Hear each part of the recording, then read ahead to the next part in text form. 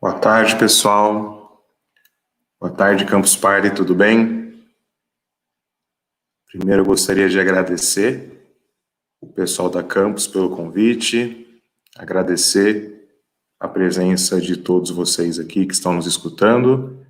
Qualquer coisa, vocês podem mandar mensagem aqui para eu saber se estão escutando bem, se está tudo ok com a imagem.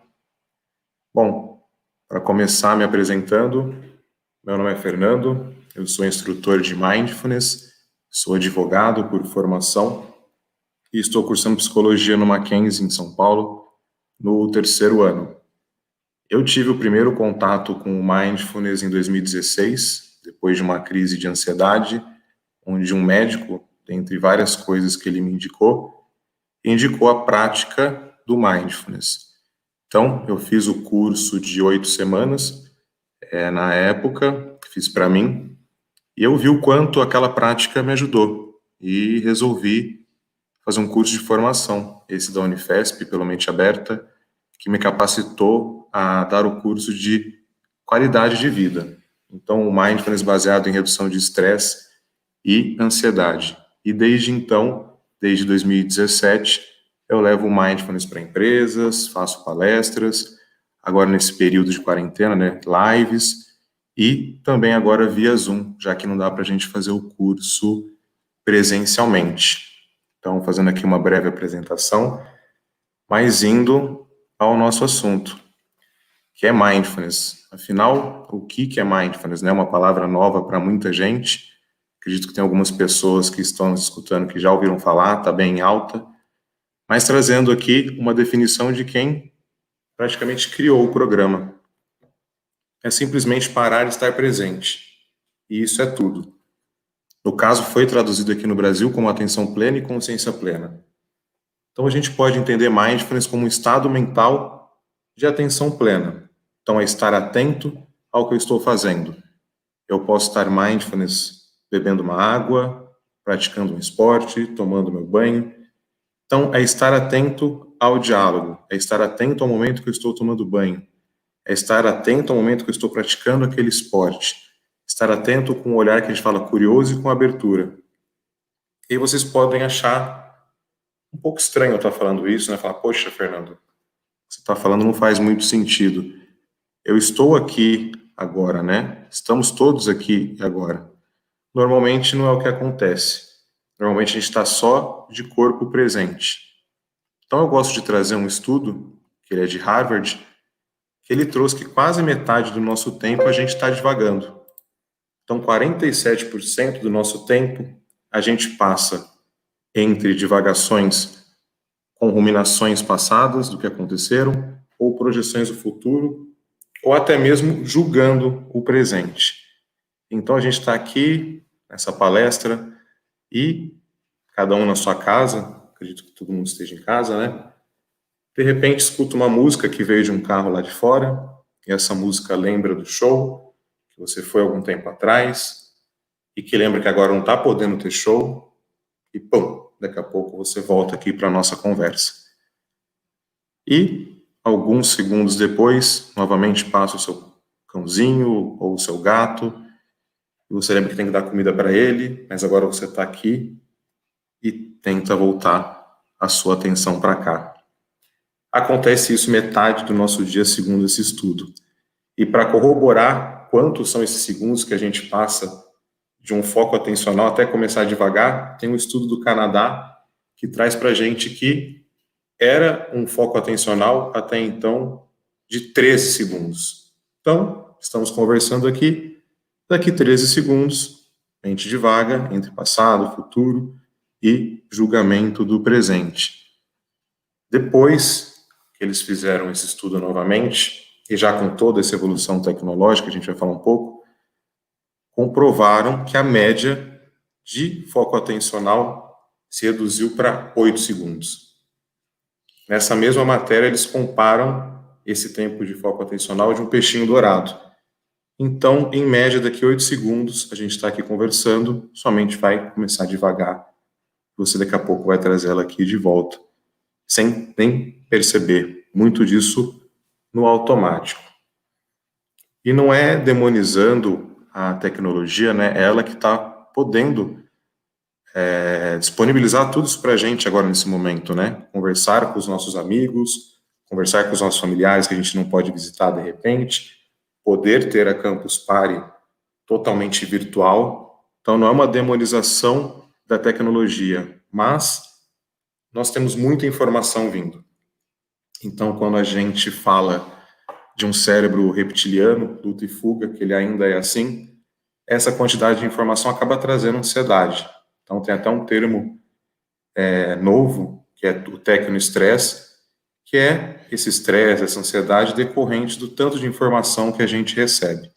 Então, a gente está aqui, mas tem o WhatsApp, o LinkedIn, o Instagram, o Twitter, o aplicativo de paquera, o e-mail, e tudo isso traz como consequência, sim, uma ansiedade para um cérebro que não está pronto para absorver essa quantidade de informação. Talvez com uma evolução aí, e vai, sei lá, saber quanto tempo vai demorar para o nosso cérebro ficar acostumado com isso, a gente consiga não ter essa sequela da ansiedade para a gente, quando a gente tiver essa quantidade de informação que está tendo. Mas, por enquanto, a gente sofre um pouco disso, sim. E, no caso, o Mindfulness está muito em voga por essas situações. Essa globalização, essa quantidade de informação rápida que a gente está tendo e entrando no automático e não vivendo tanto no presente como eu comentei. Esse mesmo estudo de Harvard, ele fez uma pesquisa com as pessoas e perguntou o quanto elas estavam felizes nos momentos, e no final da pesquisa deu que quanto mais ela estava no presente, mais feliz ela estava, ou menos infeliz ela estava. E uma vez eu lembro de ter visto numa palestra um exemplo que eu acho bem interessante, talvez para algumas pessoas que não enfrentem o trânsito, mas pode ser em outra situação do dia a dia, faça muito sentido. Foi dito assim numa palestra: a gente está pegando o caminho para o trabalho, para a faculdade, onde quer que seja, e se depara com um trânsito. O que acontece é que nesse momento que a gente se depara com um trânsito, em determinado momento, ou a gente vai ruminar por não ter acordado na hora, por ter atrasado no café, por ter derrubado o café na camisa e ter ido trocar, ou até projeções do futuro de, poxa, será que eu vou chegar a tempo de passar a presença na faculdade, ou se eu vou chegar a tempo de meu chefe não ficar bravo comigo, e que se realmente a gente estivesse naquele momento somente prestando atenção no trajeto, ou no seu ato de dirigir, a gente tivesse menos infeliz com essa situação. Mas, trazendo também quem criou esse programa, quem ocidentalizou, né, algo que a gente vai falar um pouco, que é o Zen Budismo do Kabat-Zinn. Com o Kabat-Zinn, ele e alguns pesquisadores, ele de Massachusetts e alguns outros pesquisadores resolveram testar o que eles percebiam que tinha de efeito naquela prática. Então, Kabat-Zinn, um meditador zen budista, via o que acontecia nos dias que ele praticava a sua meditação. E, pensando, talvez, em como trazer para o Ocidente, né, de uma forma que todo mundo realmente desse crédito, né? Bom, o Ocidente precisa de comprovação, precisamos de algo que realmente traga essa informação para as pessoas. Colocaram uma equipe para poder medir pessoas que meditavam como monges mais de 20, 30 mil horas, pessoas que nunca meditaram e pessoas que iam começar a fazer aquele programa que ele estava inserindo 30 anos atrás. E foi comprovado por eletrocefalograma e ressonâncias magnéticas que realmente o cérebro de pessoas que meditavam era diferente, tanto em espessura do córtex pré-frontal, a reatividade, a amígdala, enfim, não entrando muito nessa parte tão científica, tinham-se comprovadas algumas diferenças de pessoas que meditavam nessa questão da reatividade, do automático, e de pessoas que nunca meditaram. Isso 30 anos atrás, mais ou menos. Desde então, começaram-se vários estudos. Então, quando a gente fala de 50 estudos naquela época iniciados por ele, agora, se a gente fizer uma breve pesquisa, tanto vamos dizer, na Cielo ou no PubMed, vão ter mais de 60 mil estudos sobre a meditação mindfulness e os efeitos e os benefícios que ela tem trazido para a saúde das pessoas. Então, com essa ocidentalização do Zen budismo, então, para quem é praticante aqui de budismo, Zen budismo fala, poxa, mindfulness tem muita coisa parecida, realmente tem, bebe dessa fonte. As pessoas começaram a procurar, e a mídia trouxe isso, trouxe o mindfulness para a gente. Então, trouxe aqui umas revistas como a Isto É, a Super Interessante, a Saúde, a Time, todas trazendo essa informação de como o mindfulness estava revolucionando o Ocidente, como essa prática meditativa laica, da forma que foi trazida, sem imagens, sem posturas, estava ajudando o mundo corporativo e as pessoas. Então, eu tive o prazer de participar de algumas palestras e lembro muito de uma palestra em que um parlamentar inglês, num congresso de mindfulness, comentou quanto aos parlamentares meditando. Eles meditavam a cada início de sessão, como também que eles queriam ser o primeiro país mindfulness do mundo, inserindo o mindfulness tanto na saúde pública como em escolas, o que já se tem muito por lá e em outras partes da Europa também. Perdão. E os Estados Unidos também, com o berço na Califórnia. Então, para quem já teve oportunidade de visitar, às vezes pode ter se deparado com alguns estúdios de mindfulness, bem como estudos de yoga que a gente vê por aqui.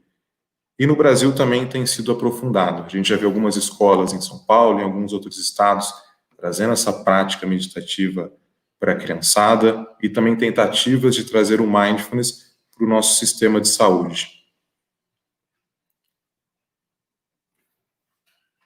Importante também trazer que várias empresas já adotaram a prática do mindfulness. A Google, pioneira nesse sentido, ela tem um programa que chama Search Inside Yourself. Esse programa é próprio deles e é instalado para o pessoal que trabalha na Google. Mas não só a Google se atentou à prática, como outras empresas, como eu trouxe aqui. Então, a gente sabe do mindfulness na 3M, na Target, na NASA, na Merck. Se a gente for pesquisar mais um pouco, no mundo do esporte também tem sido utilizada e foi replicada, como Kobe Bryant meditando durante um pré-jogo das finais, ou o Djokovic, o Federer também comentando em matérias que fazem uso da prática. Então, essa prática tem sido cada vez mais difundida, ela tem sido levada para as empresas, e muito nesse momento também pensando na saúde mental de seus funcionários e colaboradores, têm sido implementadas palestras, workshops e cursos. Aqui eu trouxe alguns momentos em que eu pude levar, né? Já fui ao consulado americano, aqui em congresso de médicos, na Tecnoset, enfim, para pessoas físicas também, que são os cursos que a gente leva à noite. Mas eu chego num ponto que acho que é o principal, né? Poder falar para vocês por que o mindfulness está tão importante, porque o mindfulness pode te ajudar nesse momento de quarentena. Então, aqui eu trouxe algo escrito como nunca foi tão necessário viver um dia após o outro, como essas tradições orientais pregavam. E a prática do mindfulness pode ser essa ferramenta nesse momento difícil. E por que ela pode ser essa ferramenta nesse momento difícil? Então, achei interessante trazer uma ilustração de um cara aqui que está passando por um turbilhão de pensamentos.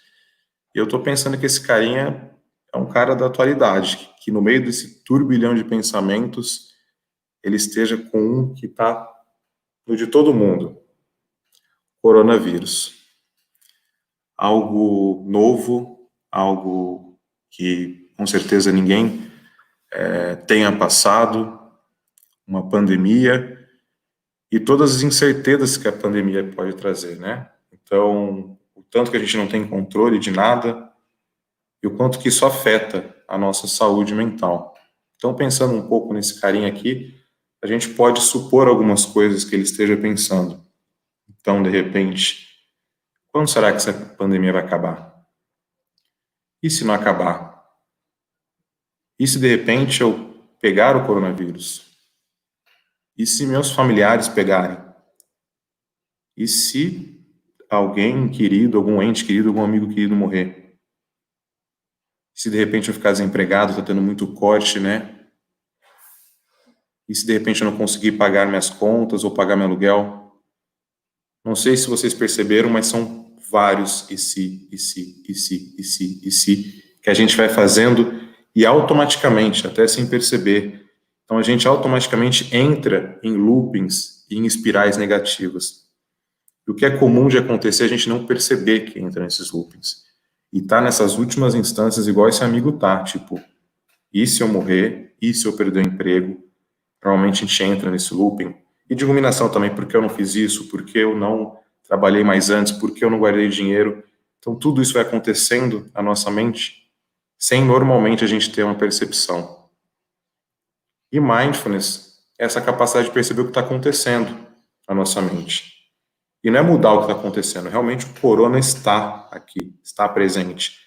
A ideia é que com essa percepção que a gente tem quando a gente pratica, é que a gente consiga lidar melhor com esses pensamentos, até evitando entrar nessas espirais. Então, quando a gente fala desse estado mental de mindfulness, né, natural, porque ele é inato, a gente nasceu com ele, a gente está falando de uma mente observadora, uma mente que consegue observar o Fernando ou qualquer outra pessoa no que ela está pensando. Quanto mais eu pratico a meditação, mais eu consigo me observar, mais eu crio uma mente observadora e mais eu consigo lidar melhor com essas situações. Então, seria conseguir criar um autogerenciamento que também traria um autoconhecimento e um autocontrole. Então, quanto mais a gente pratica, quanto mais a gente faz esse exercício mental do mindfulness, a gente consegue ter uma mente mais perceptiva das coisas, com esse olhar mais curioso, com abertura, tudo que envolve o programa. Eu acho que é mais interessante do que só trazer essas ilustrações, explicar, e por mindfulness ser muito vivencial, a gente aqui na Campus Party fazer uma prática.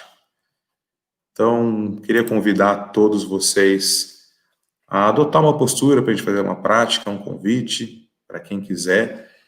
Então, eu vou pedir para que vocês, aonde estejam, procurem manter a coluna ereta, ficarem sentados, sentadas e fechar os olhos.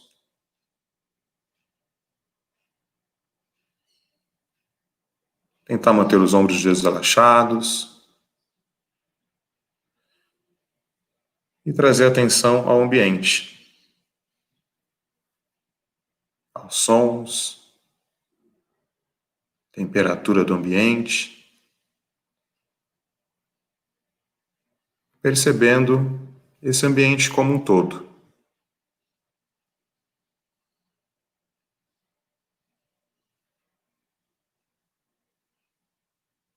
Então, a gente pode repousar nossa atenção no nosso corpo, sentindo a temperatura do nosso corpo, o contato com a vestimenta,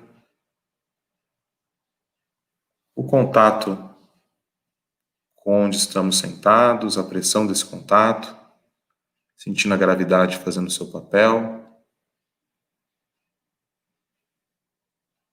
Então, gentilmente, repousem agora sua atenção na sua respiração. Lembrando que não é necessário controlá-la. Deixe que ela siga o seu próprio ritmo. Sentindo o ar entrando e saindo pelas suas narinas. Talvez sentindo a temperatura desse ar que entra e sai pelas suas narinas. Ou então, o seu abdômen inflando e desinflando conforme você respira.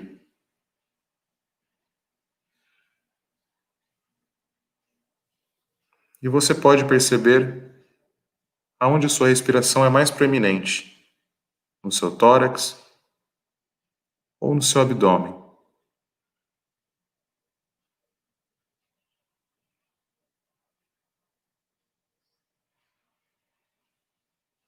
Talvez você consiga perceber breves espaçamentos entre uma inspiração e expiração.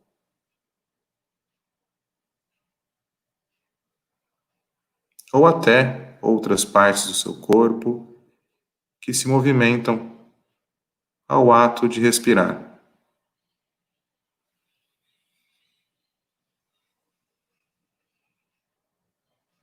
E caso você note que sua mente foi para o passado, futuro, ou até mesmo esteja julgando essa experiência, não tem problema. Apenas note onde sua mente estava e, gentilmente, traga de volta a sua respiração, sentindo o ar entrando e saindo.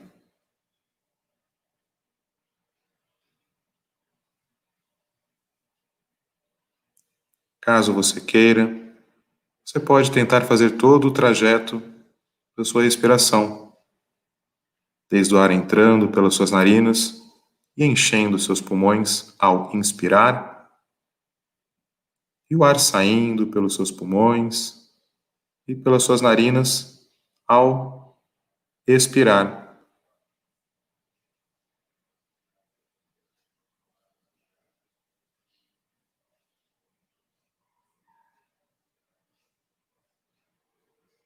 Então, aos poucos, vá sentindo novamente o seu corpo,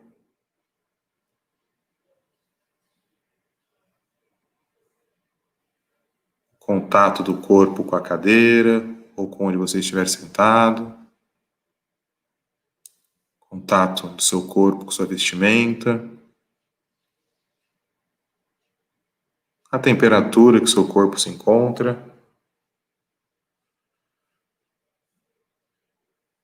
e vai expandindo novamente o ambiente, percebendo talvez sons presentes no ambiente, percebendo a temperatura que o ambiente se encontra, percebendo todo o ambiente e todo o seu entorno.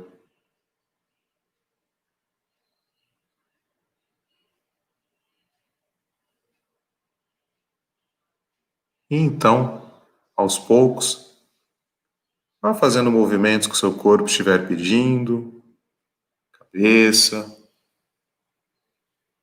mãos, pés, pescoço. E no seu tempo, vá abrindo seus olhos e encerrando essa experiência.